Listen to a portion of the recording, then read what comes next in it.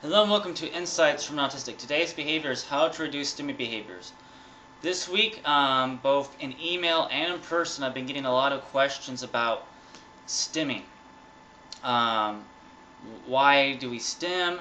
And more importantly, how do we go about reducing that behavior? Should we go about reducing that behavior for and the people that have autism? And how does one go about doing that? Well, first about stimming, I made a whole video. It's called Stimming, and I described the inner thought process pretty thoroughly in that video. So watch Insights from Autistic Stimming, because I don't want to go over that again. But about the whole should you not try to stop stimming behaviors. Well, first things first. Let's look at both perspectives. So like from my perspective, and I think many other people with autism, the whole stimming thing, flapping the hands, getting super excited, that is exciting. That is awesome. That is like a thrilling, exciting, fun thing to do. We enjoy it. And for us, that's acceptable behavior. We're not aware of what society says, and in our world, we're not breaking any rules. Outside in society says, well, that's kind of weird. Other people don't do that. Which is a societal problem, really, because it's not really hurting anybody. People get hurt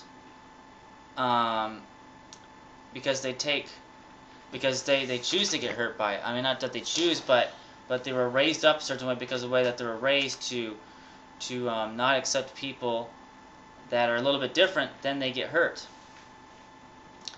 by the actions. And so, with that said, so society perceives it as being abnormality. And as a parent, you want your child to fit in. Now, as a parent, I think ultimately you should accept your child, welcome them actually as they are.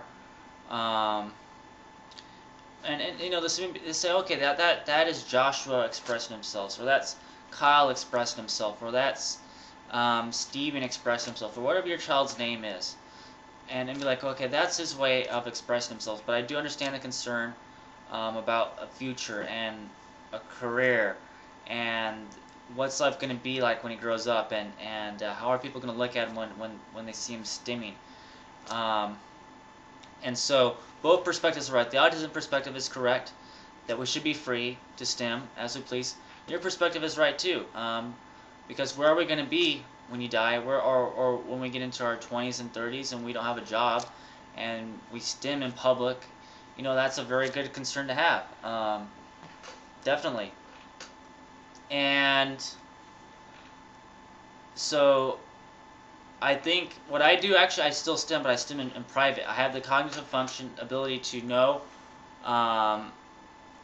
that other people on the outside kind of perceive stimming as weird, so I don't do it in public, but I do stim in private.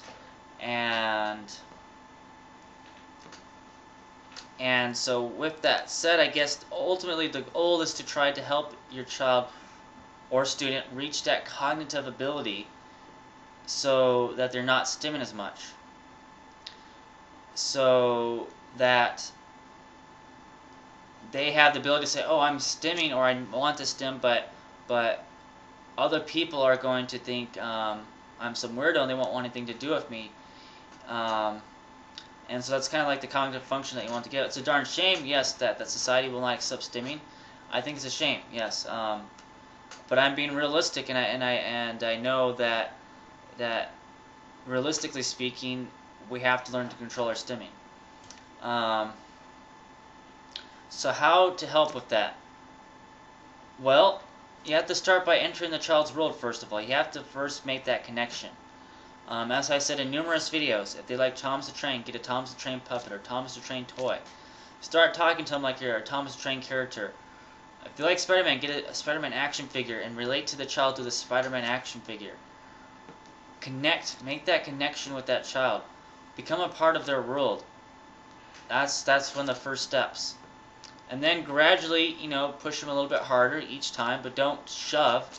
Just gradually put them out of their comfort zone, a little bit out of the comfort zone, a little bit more out of the comfort zone, until those stimming behaviors are reduced, and then they have control to stim, and